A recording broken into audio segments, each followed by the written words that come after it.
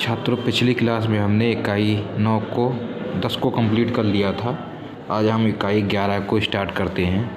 इकाई 11 का नाम है व्रत।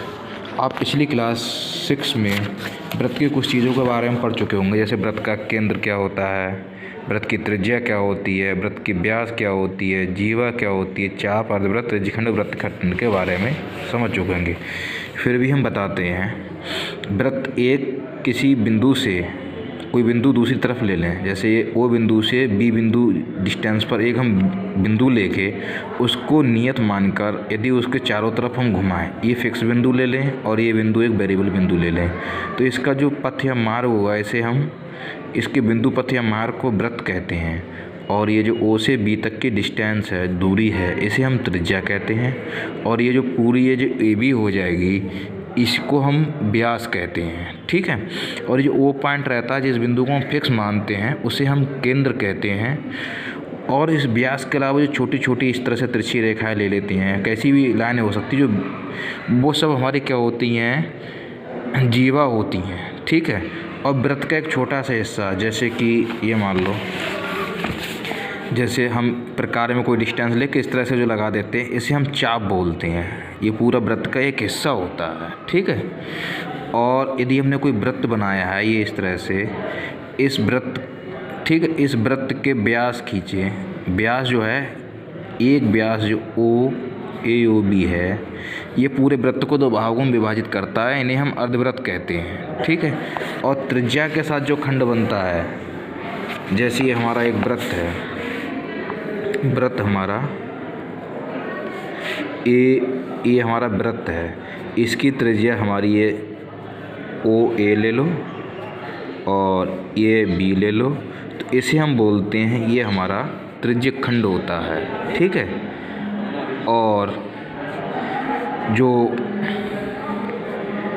किसी जीवा के द्वारा काट दिया जाता है इस तरह से, ये हमारा वृत्तखंड हो जाएगा। ये दीर्घ वृत्तखंड ऊपर का, ये नीचे का लघु वृत्तखंड हो जाएगा। इतनी चीज़ें आप पिछली क्लास में पढ़ चुके हैं।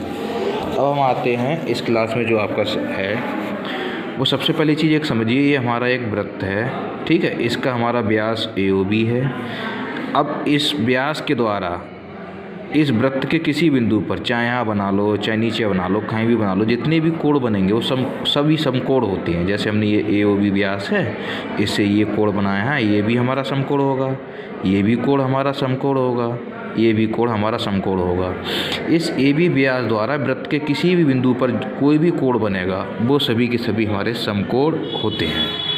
अब हम आते हैं बेटा अभ्यास पे। अभ्यास हमारी 11A में हमारा ये चित्र बना हुआ है, आप अपनी किताब में देखेंगे, पेज नंबर 259 पर है 11A।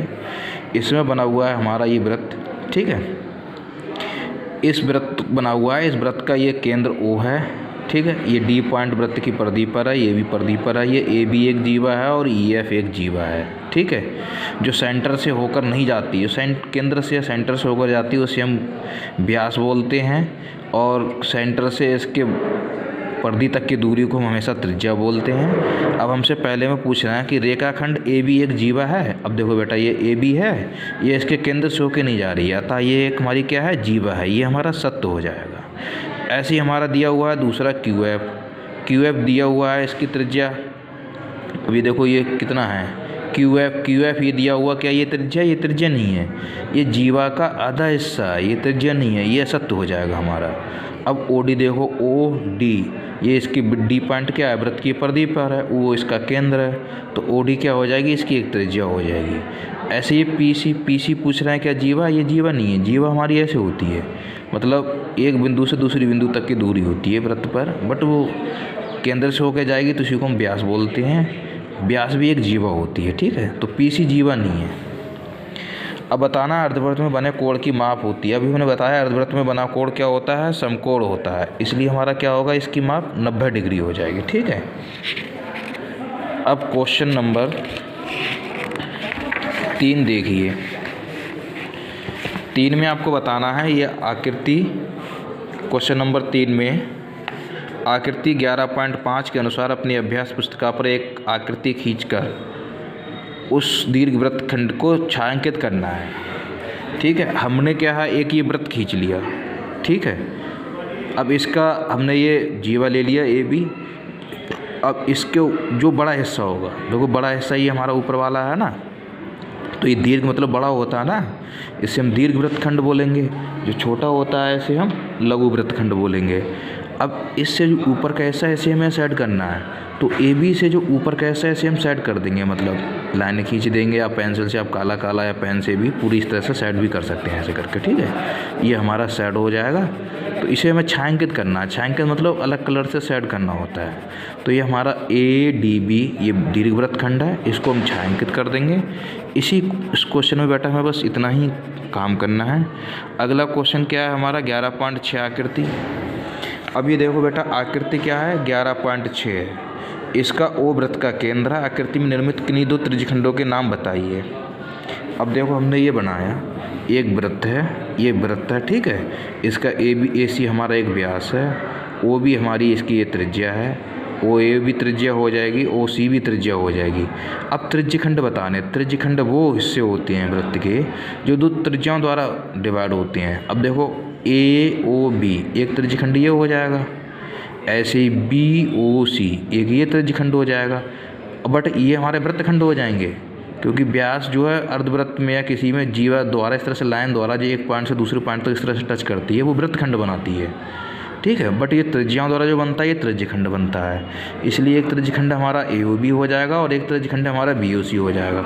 बेटा एक चीज़ और ध्यान से देखना, हम इस त्रिज्यखंड को एक साइन द्वारा भी लिख देते हैं, जैसे ए ओ बी इस तरह से आप एक साइन लगा देंगे तो इसका मतलब ये त्रिज्यखंड होता है। ऐसे इसको भी लिख सकते हैं, ये बी ओ सी इसका मतलब ये त्रिज्यखंड होता है, ये साइन जो है। या तो आप ये लैंग्वेज में लिख दो कि त्रिज्यखंड क्या है, ए ओ बी है, त्रिज्यखंड बी ओ सी है, या फिर आप ए ओ बी लिख दो उसके ऊपर इस तरह से लाइन बना दो, बी ओ सी लिख दो इस तरह से उसके ऊपर लाइन बना दो, तो ये हमारे क्या हो जाएंगे त्रिज्यखंड हो जाएंगे। अब क्वेश्चन नंबर 5 देखिए। 2.5 सेंटीमीटर त्रिज्या का एक वृत्त खींचना है जिसकी केंद्र O है। इस वृत्त को दो अर्धवृत्तों में विभक्त करना है। अब हम अपने प्रकार में क्या करेंगे, 2.5 सेंटीमीटर के डिस्टेंस ले लेंगे और इस पॉइंट पर एक रखेंगे और पेन वाला इधर रखेंगे, उसको लेके हम एक पूरा वृत्त खींच लेंगे। अब अर्धवृत्त में भाग करना है तो सबसे बड़ी जीवा क्या होती है वृत्त की, हमारी व्यास होती है। ए ओ भी हमारा क्या है, व्यास है। अब ये क्या करेगा, वृत्त को दो अर्धवृत्तों में तोड़ देगा। किस किस में तोड़ देगा, ये हमारा ए डी बी अर्धवृत्त में तोड़ देगा, और किस में तोड़ देगा, हमारा ए सी बी अर्धवृत्त में तोड़ देगा। किस में, ए डी बी अर्धवृत्त में, और किस में